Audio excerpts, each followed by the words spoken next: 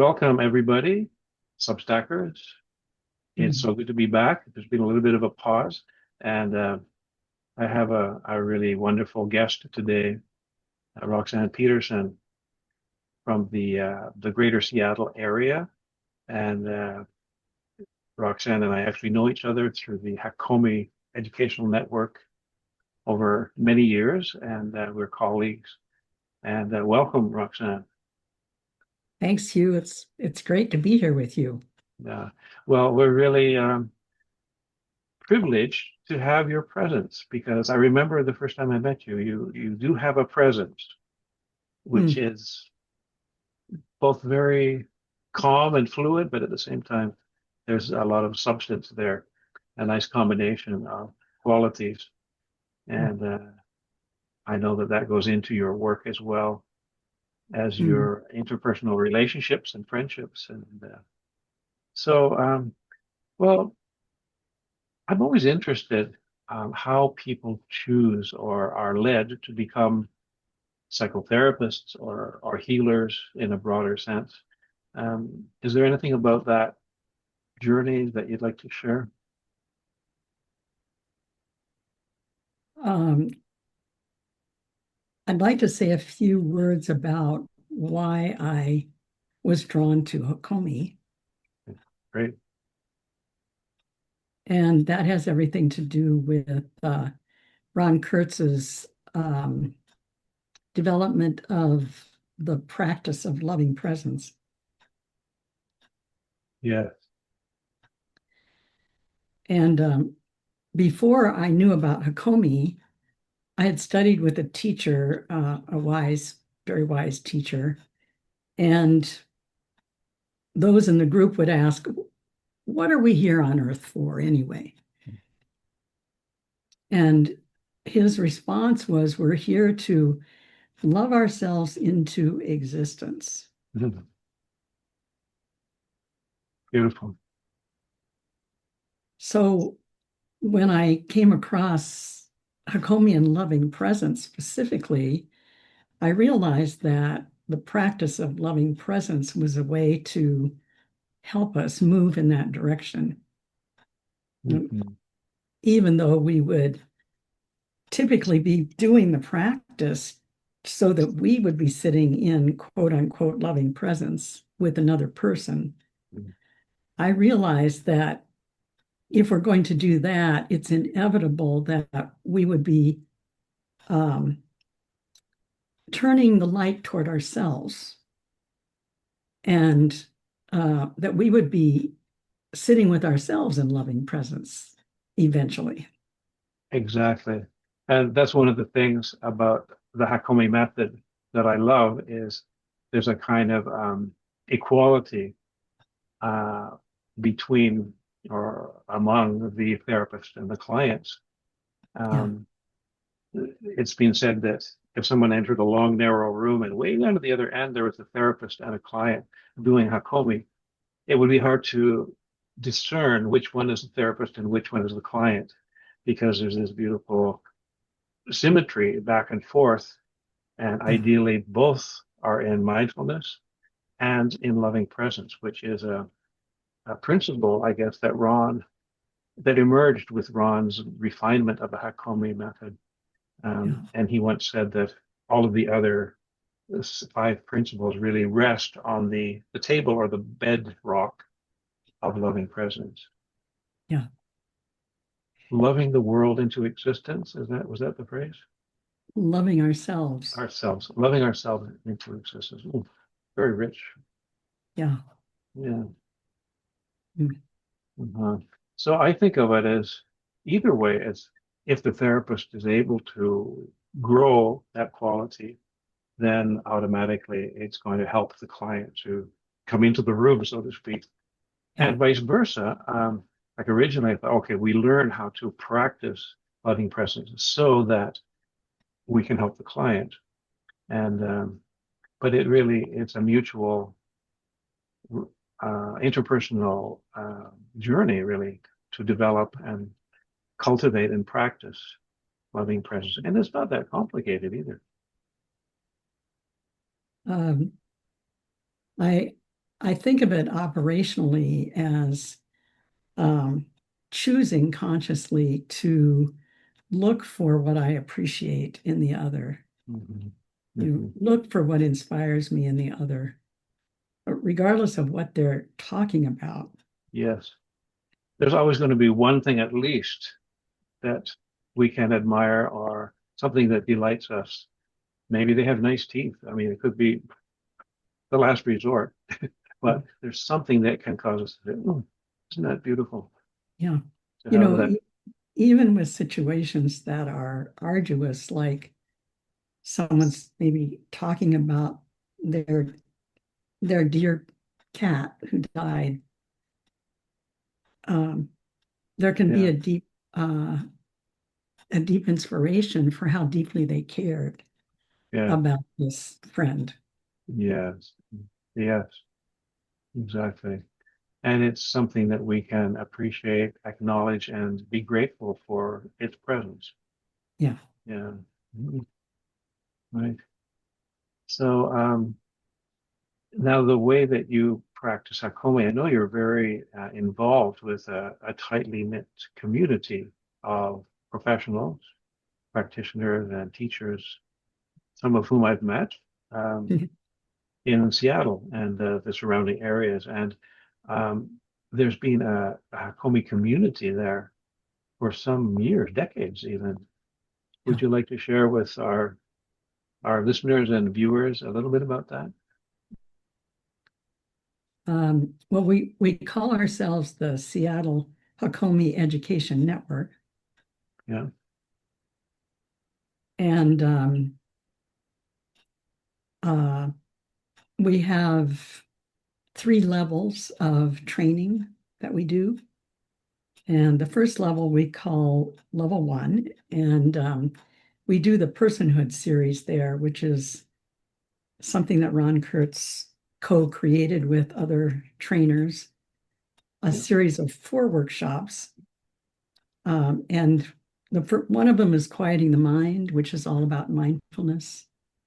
Another one is nonverbal awareness, Mm. which is all about learning about how we communicate with the tone and cadence of our voice and with the gestures that we use and Yeah. with all of our facial expressions. Right. And in Hakomi, we learn how to pay attention to that and actually contact that in the other person. And at least for me, when someone contacts me, I feel deeply heard. And Mm. Mm. so quieting the mind, nonverbal awareness, um, loving presence, a 2-day workshop on Yes. just focusing in on that aspect of what a Hakomi therapist does. All four of these are touching in on Yeah. ways that Hakomi therapists organize themselves. Exactly. I think the fourth one, I'm not sure if you mentioned it was emotional nourishment or Mhm. yeah, that's one that I've taught all four. It's been a while, but that's one I really land on very comfortably because one of my focuses or foci is on the authentic voice and sound. And so Mm. it's just, it adapts perfectly to my Cortisone method for authentic voice and dialogue. It's so wonderful to see people go through even a 2-day workshop, weekend workshop on one of these personhood workshops, and to see how they transform. And Yes. it's so gentle and natural, organic somehow. Yeah. And it's very nourishing for those of us who are in the role of teacher because we're learning right along, Of course, yeah, every time, yeah. every time. Yeah. Mhm. Well, I remember Ron Kurtz, as you do as well. You Yeah. had that person, that chance, as the years go by, more Mhm. and more of the Hakomi students, they never met him. They do have videos, which is great, and his writing. But we had a special little, I guess, we were grandfathered in or something like that. Um, to be in his presence, to assist him sometimes in trainings or witness him teaching. Yeah. Could you say something about him, your experience of him as a person and also as a teacher? Hmm. I want to say hi, Ron. Yeah. Oh, Yeah, yeah. He's around. he's around. Yeah. Yeah. Yeah. I'm just going to take a moment and Sure. Take your time. reflect. A little sip of Java. Yeah. I would say that Ron was intensely curious, Mm, um, extraordinary reader, and across vast subject matter. So yes. he was continually educating himself Yes. in the realms of everything, but including the behavior of ants Yeah. and neuroscience also. And ants, he was fascinated with how ants communicate with each other and organize in Mhm. community Yes. to support their functions. Yeah. Mhm. So curious and committed, very committed. Mhm. Yeah, he had a great sense of humor as well, Yes. and unique, really. And he loved to shadow box for fun with Mhm. anybody who would do it with him in the swimming pool or wherever it was. Mhm. But yes, the vastness, the scope of his scholarship and his interests.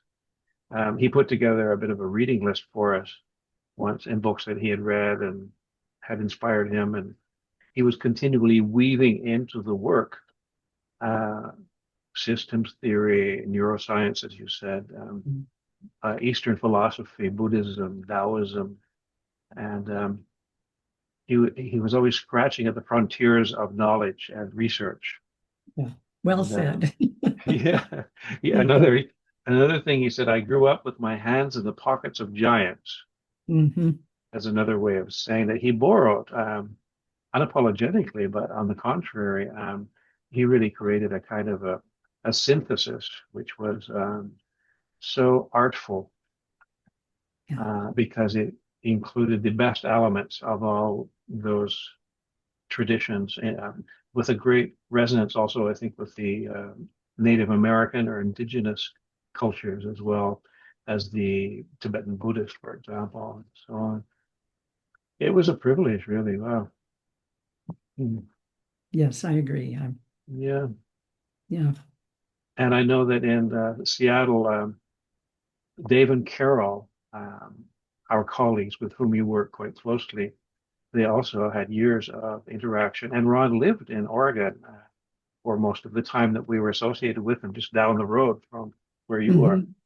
So it was probably a lot easier for you to team up with him from time to time than for me, who lives in Toronto, Yeah. thousands of kilometers away.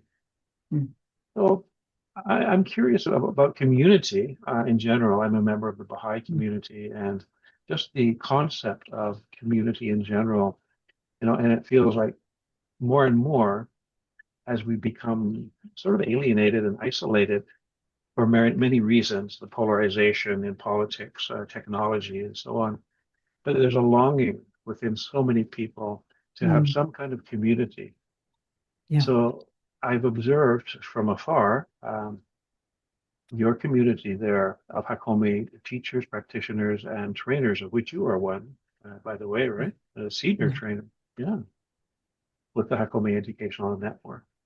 Um, so I'd be curious if you could enlighten us a little bit about that process of development or evolution, not every last detail, but so the broad strokes, especially your relationship with them, Mm.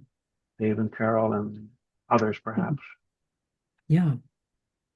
Um, well, I could say a little bit more about the program that we provide, and that might Okay. answer some of those questions. Great. Okay. In Yeah. addition to level 1, with the 4 personhood workshops, we do something called level 2, Mhm. which is for people who want to come and spend a year really learning the Hakomi method in the role of practitioner or therapist. And so that program stretches across a year, and it's comprised of 7 3-day workshops. Mhm. And in each module, each 3-day workshop, we teach another skill set in Hakomi. Mhm. So we might begin, of course, with loving presence and tracking, call it tracking, and Yeah. contacting and acknowledging, Mhm. which is a way of being with another person and in that loving present state and connecting with them directly in terms of just where they are. Mhm. Mhm. Well, you mentioned being seen when someone Yes. uh, tracks like a hunter. That's where the word comes from. We actually are trained to track the body language and posture, tone of voice, and are those indicators, as Ron called them. Those Yeah. little quirks that we have could be this. They head over to the side a little bit. We may not even be aware of them, but they contain part of our story, which can include psychological beliefs or ideas about the way the world is. And some of Yeah. those pieces of the story maybe not working too well for us anymore, even though they did when we were 5 years old or 10. Mm. So those little indicators of physical, this is the somatic part of Hakomi, can be turning points. So if the therapist notices it and brings it into the dialogue with the client in a gentle, not judging way, of course, first of all, as you say, it can be maybe the first time that the client has been witnessed or seen in that way. Yeah. And it can be so nurturing. Yeah, it's just like, Ah, finally, somebody sees. somebody's here with me. Yeah. Yeah, yeah, I'm not Mhm. alone. I'm not crazy. Mhm. Well, maybe a little, we have to be a little bit, a little Yeah. spicy, but where there's somebody who's really sincerely here with me and is interested, really Mhm. interested, and has some skills and tools that can help us travel together. Like fellow detectives is another way to going down that path together, sort of with the curiosity, like, oh, Yeah. maybe this new little bit of data bubbling up from the unconscious can be a clue to lead us to the next step to Right. discover and identify a belief. And then Yeah. bingo, we have something to work with. Yeah.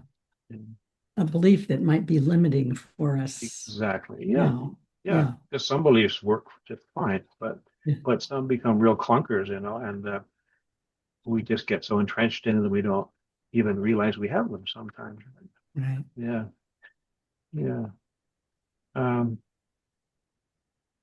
I noticed that Dave and Carol have written a book, which unfortunately I haven't read. I've been a little bit out of touch lately, but it looks really interesting because focusing Eugene Gendlin Yes. and systems, the family systems, Schwartz, Richard Schwartz, I think, are combined with Hakomi and complementary, I suppose, and Yes. synergistic. So the training that you just mentioned, the second level, for example, Yeah. does that also include elements of those other two modalities? It does. Yes. Okay. And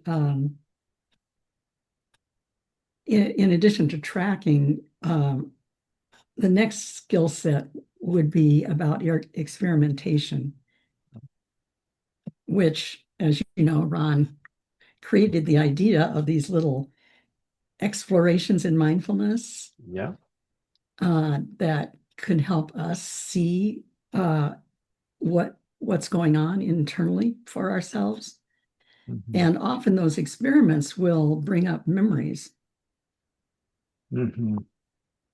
And so it's at that point where we teach the option in Seattle of doing what we call direct work, where the therapist is working directly with the client and that younger part in the memory. Mm-hmm. Uh-huh. Nice.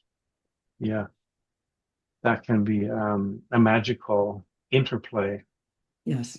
And the beauty of a Hakomi session is that the client and the therapist can be in various states of mind at the same time. So there can be the experimenter, the scientist, and uh, the part that weaves together, especially towards the end of a session, to get the meaning of so what happened, and how does that relate to my process or Yeah. my purpose or whatever, my happiness. And then there's the child, the child state where sometimes the client even their voice comes out as if they're 6 or 7 years old or whenever something Yes. important happened. And then the therapist becomes very tender and I think something called the magical stranger who Mhm. appears to listen and be concerned, maybe if necessary. It's so beautiful when that happens. Yeah. Hmm. So what we do at that point when a memory arises is we teach an option. And the option would be for the therapist to essentially guide the client Hmm. into developing a relationship with their younger part. Hmm. For Right. example, if a memory comes up and you can ask, well, roughly how old are you in that memory? "Oh, 7 years old." Hmm. And I wonder if it's okay to check in with yourself. How do you feel toward the 7-year-old part? Hmm. And this is where we can move into the method that Richard Schwartz has articulated in internal family systems, Hmm. where we're helping the client actually develop a relationship with their own Yes. 7-year-old part. And in that process, the young part seems to want three things. And the first one is to really have their experience witnessed by Hmm. kind, caring adults. Yes. Because back then, when they were 7, it didn't happen. Hmm. You know, something emotionally big occurred for the 7-year-old, and there was no kind, caring adult there. Hmm. So they maybe cried themselves to sleep or whatever. Mm. But along with that process, they made meaning out of the experience and Yes. sometimes developed a belief. Yes. Um, it could be something like, I'm not enough. Hmm. Nobody's coming, therefore it must be my fault. Hmm. Hmm. I have to do it all by myself. Yeah. I'm not worthy. I'm not worthy. Mhm. Yeah. Yeah. Yes. And those beliefs or ideas that we have about ourselves or the world, I guess they help at the time. It makes some kind of sense Right. out of things. And the same way that defense mechanisms, coping mechanisms, and so on can be developed to be able to cope with what's going on. But if it goes on for a while and those experiences are reiterated, then they sort of go deeper and deeper. So the self said, "This is the way it is. So I've got to deal with the world that doesn't isn't interested in me, or I don't have anything important to say, or something like that. Yeah. So that dialogue, I love the parts work of Hakomi of the systems, family systems. And there's another woman, I can't remember her name right now, but I listened to her book, and Mm. it's all about the parts, and that we have several parts, and sometimes those parts don't even know the other ones exist. Mm. until you sort of bring them together and get them talking. There could be a Yeah. really angry part, or even a suicidal part, and a loving part, and an adult parental part, and a child part.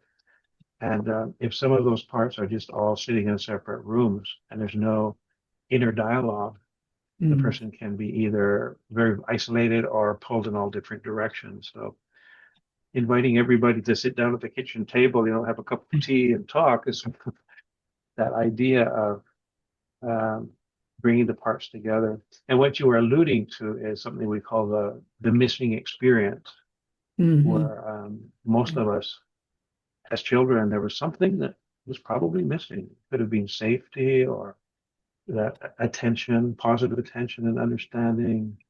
Yes. Yeah.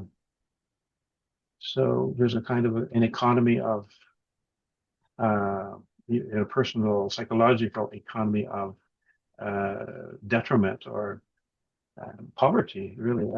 So Hakomi is so nurturing to help to bring into those empty spaces where there's so much maybe trauma even or grief, that loving presence and understanding, and also through those experiments in mindfulness in a scientific way, the ability to start is for the client to start Hakomiizing their life, as it were, and bringing Yes. about the healing themselves.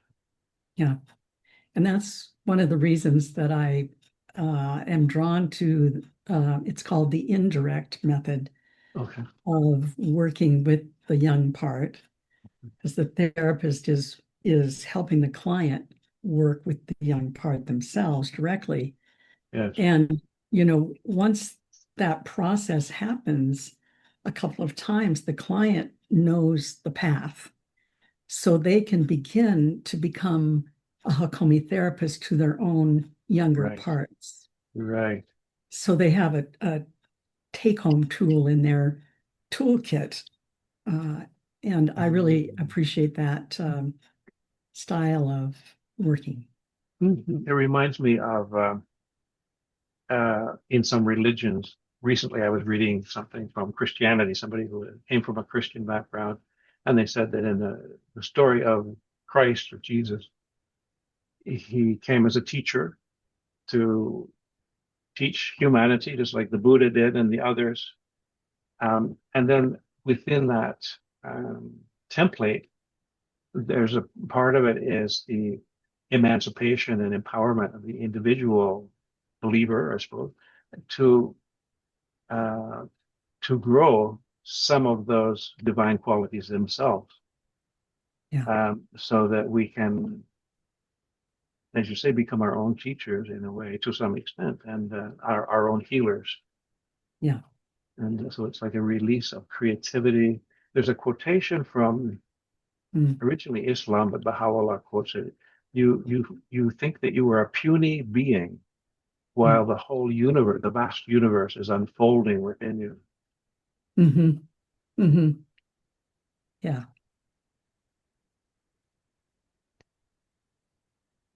Mhm.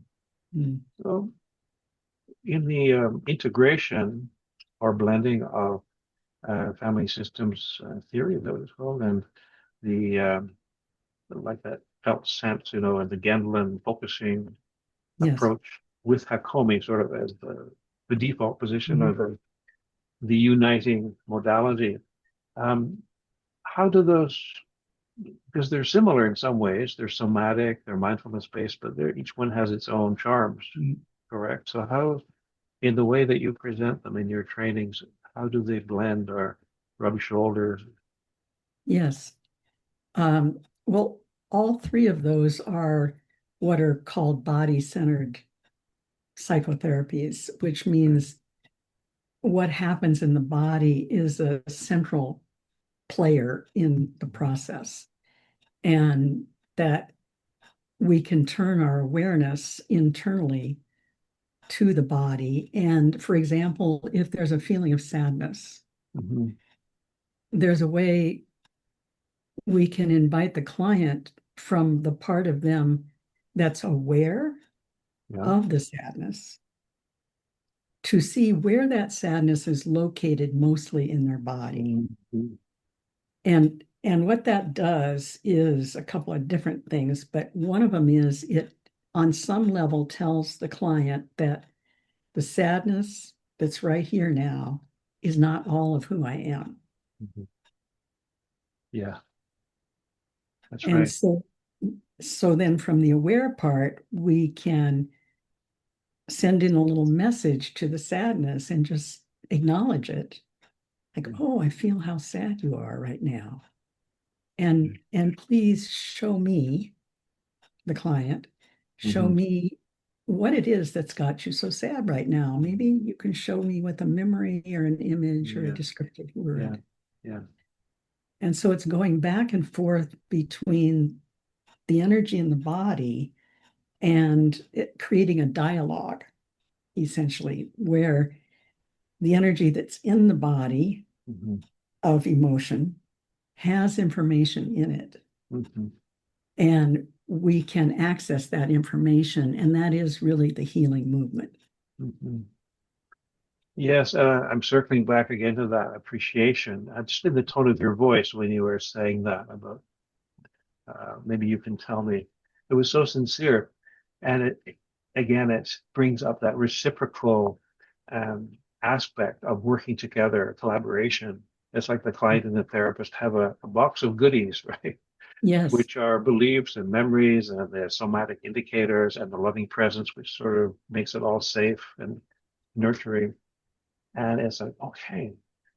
And that curiosity that Ron himself had, the work Yeah. is imbued with that curiosity. So what's next? Where could this lead us?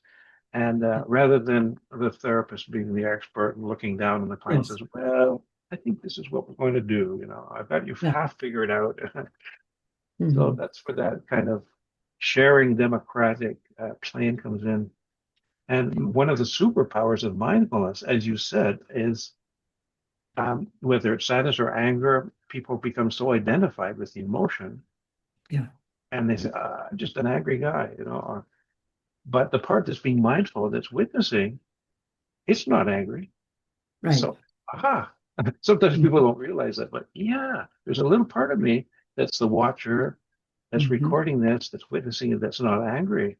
It's a Yeah. scientist, very cool, sitting in a nice, comfortable office, watching and recording. So I'm not all angry or I'm not all sad. Yeah.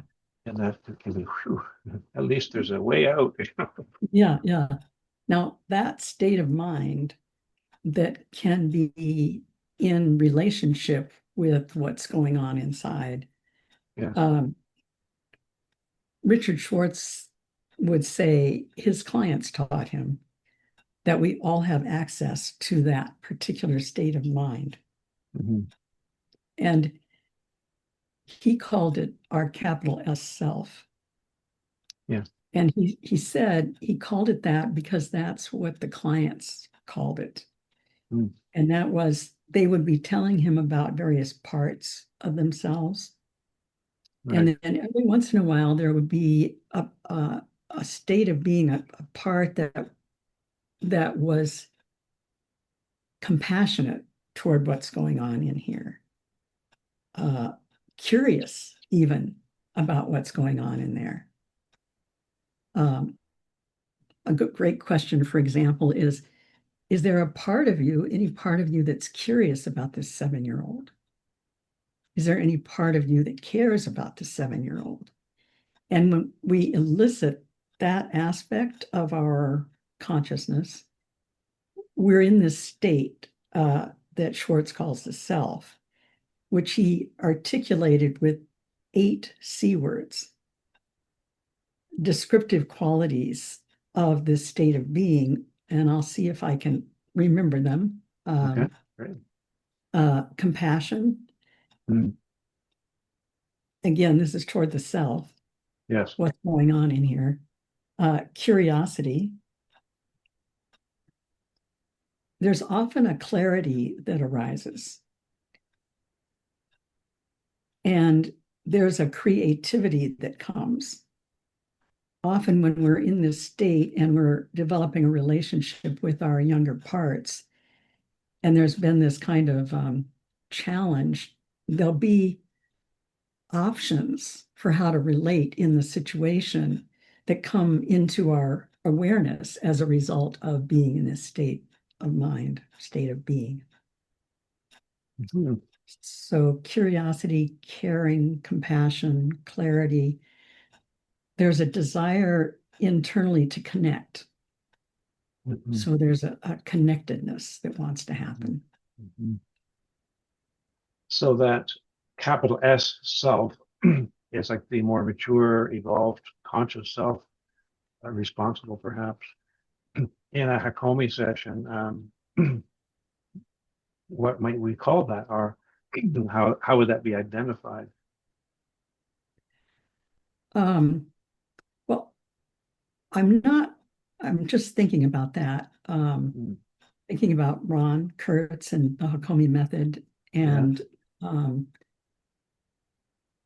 how he would identify that, I think, is in relationship with the client is a little different than Richard Schwartz, because Mhm. Richard Schwartz's method is helping the client relate to their internal part.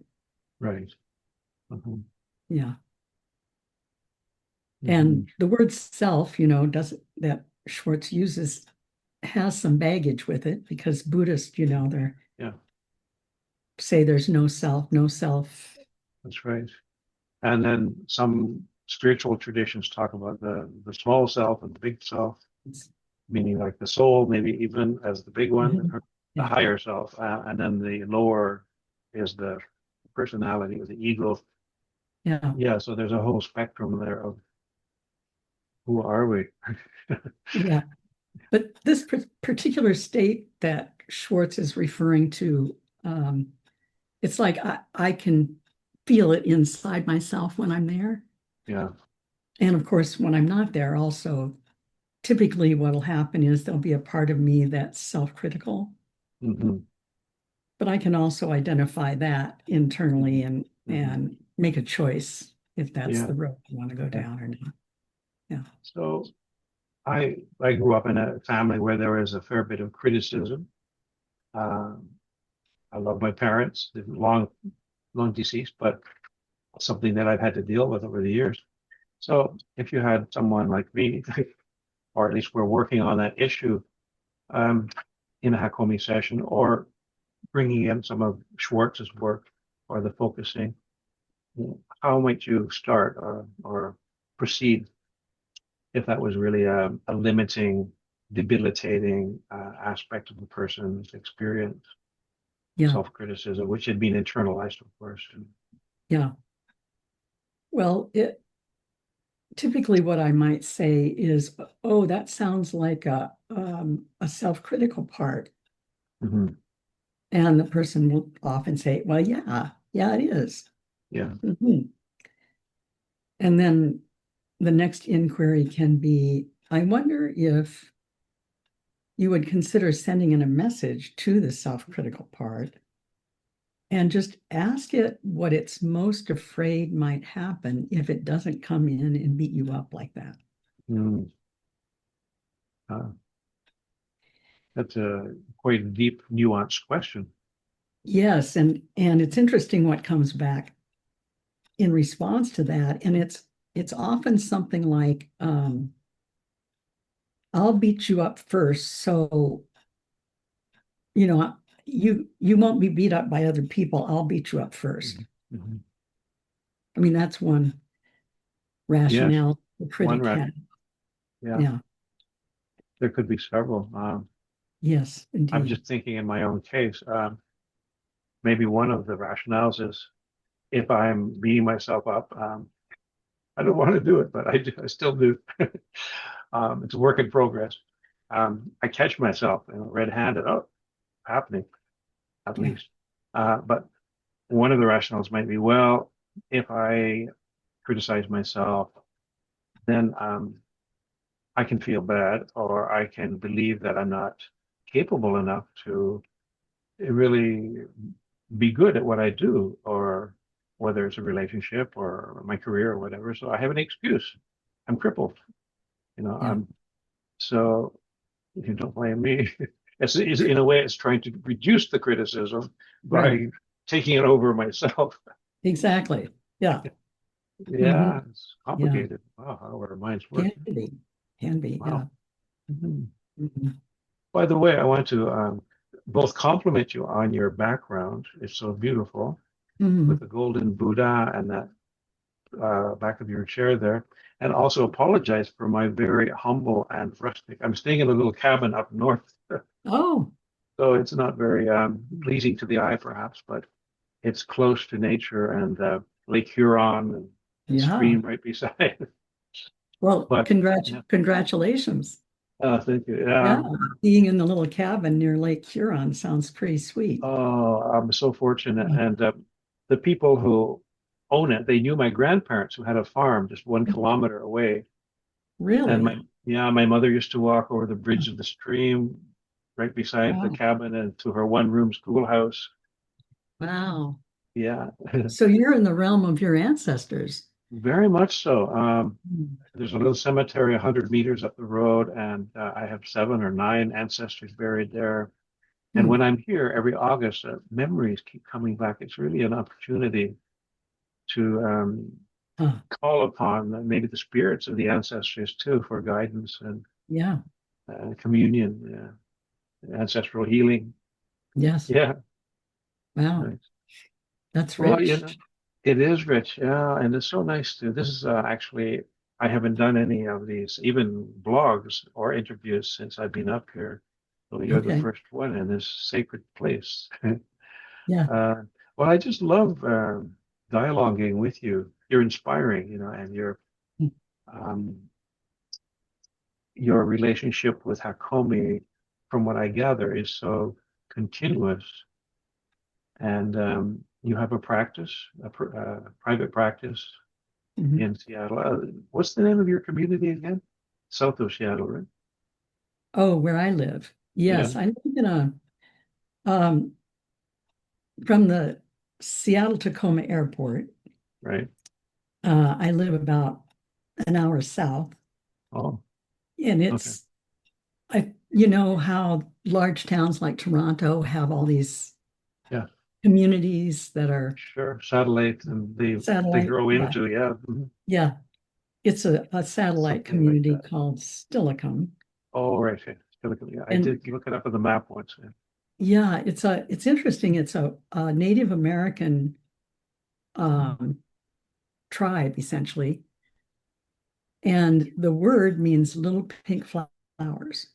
Little pink flowers, beautiful. Yeah, and this area apparently used to be covered in little pink flowers every once in a while, and so Uh, yeah, isn't that nice to have that connection with the native culture and the ecology as well? yeah, Uh, I'm just reading a book called Braiding Sweetgrass. I don't know if you've I've seen heard that. of it. It's Hmm. wonderful. And Mm. it reminds me of Hakomi in a way. Such a gent. She's a scientist, but also a native woman, Potawatomi, and an ecologist, and that the interplay between the stories of the ancestors and the stories of the plants and animals and the interrelationship of the different species in such a Yeah, beautiful, like a dance or an orchestra, yeah, and the economy of gratitude and giving rather than our Western economy of predation, and gobbling up. It's really beautiful. yeah. Anyway, I'd recommend it. And Mm. so we could talk for hours, I'm sure. But I do like to keep these relatively short so that people, when Yeah, they see it's half an hour, 35 minutes or something like that, goes, oh, I could grab a coffee and yeah, yeah. watch that in one sitting. Mhm. Before we leave, though, is there anything else you'd like to say about your work or Hakomi or the way you work with others or anything? Your Mm. your perception of where we're at in society at this time, Mm. as a wise woman yourself, maybe you Mm. have an insight or an observation. Mm. Mm. Um, well, I would just say that another modality that I use and studied and love is called family and systemic constellations. Oh, yeah. Yeah. And this is all about our relationship with our ancestors. Yes. Yeah. And it's also it's totally body oriented, body centered. Mm-hmm. And one of my dear primary teachers there is Francesca Mason Boring. And Francesca lives in Kettle Falls, just north of Spokane in Washington State. And Yeah. her ancestors are Native American Shoshone on her mother's Mm-hmm. side and Scottish on her father's side. Mm-hmm.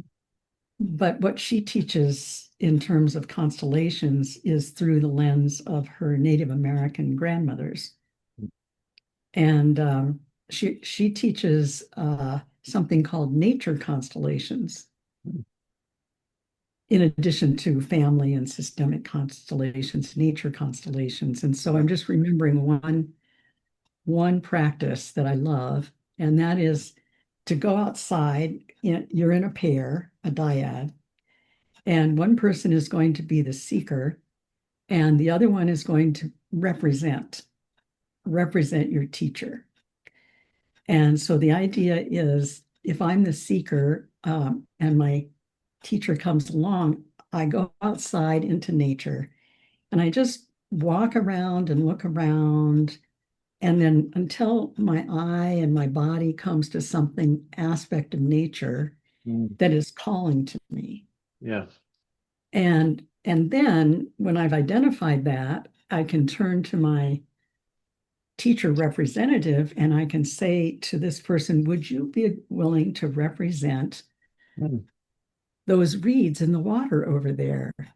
They're really calling to me and they may have a message for me. Would you be willing to be my teacher in relationship to that? Like a spokesperson. And yes, and that person just spontaneously will feel into their body and speak whatever comes Mm. forth. It's Mm. That just is such a that's very elegant, very beautiful. I oh, love that. very I have to beautiful. try that. Yeah, for sure. Yeah, because it breaks up there's a tension in a duality just by mathematics and energy and so on. You got the yin and the yang, the Republicans and the Democrats and so on. But when you bring a third element in, it opens it up. It's like the Father, Son, and Holy Ghost kind of thing. You get the Yeah. Trinity. Yeah. So that intermediary, who's the teacher role or archetype, sort of brings together the voices of the individual, the seeker, and the fish or the stone or whatever it might be, the bush. Yeah. Really nice. And it also empowers them to practice their intuition and their Mhm. deeper sense. Okay. What was the name of her book? Or Yes. Well, Francesca Mason Boring, okay, and her website is All My Relations. okay, nice name. And yeah, she has written Hmm. a number of books. And Okay. Hmm. yeah, I'm going to check it out. Yeah, it's yeah, meaningful for you, touching yeah, even. Yeah. very. Mhm. Well, it's so wonderful as we go along in this age, this wonderful age of unity eventually. But we Mhm. have available it's like a banquet of all the healing traditions of different cultures and all the new therapies coming to the surface, and we can bring things together in our own way. And that's one thing Mhm. I liked about Ron. I know there were some people, Hakomi students or even teachers, who said, no, it's got to be just your by the book, Hakomi. That's okay. But I've always been a networker, not only of Mhm. people, but of systems as well, a bit like Yeah. Ron, I guess. And so I asked him once, I said, I'm developing since the age of 7 years old this Corazon method for authentic voice and dialogue, with the sound of the voice and the chakras and everything else. Would it be okay if I synthesized that or integrated that with Hakomi? He said, yeah, go ahead, do it. Mhm. So great. I got Right. permission from the big guy upstairs. Yeah. And I'm still in that process. It's not fully integrated yet, but it's an exciting to have that permission and to be able to see the best qualities of different elements and then alchemize them, Yes. bring them together and stir up a new medicine. which Yeah. honors the legacy, for example, of Ron Kurtz and others, Eugene Yeah. Gendlin, Richard Schwartz. They're all great teachers. And so the integration doesn't mean that we're watering things down, but actually Yeah. maybe even making them better. Yes. Well, and what's fascinating is the method you speak of is also body oriented. Yes, yes, So there's that theme again. absolutely. Yeah, it's somatic and mindfulness are Mhm. used. Yeah. It's very it dovetails with Hakomi beautifully. Yeah, Yeah. yeah. Well, perhaps we can meet again sometime. That Um, would be lovely. we'll continue our conversation. Yeah.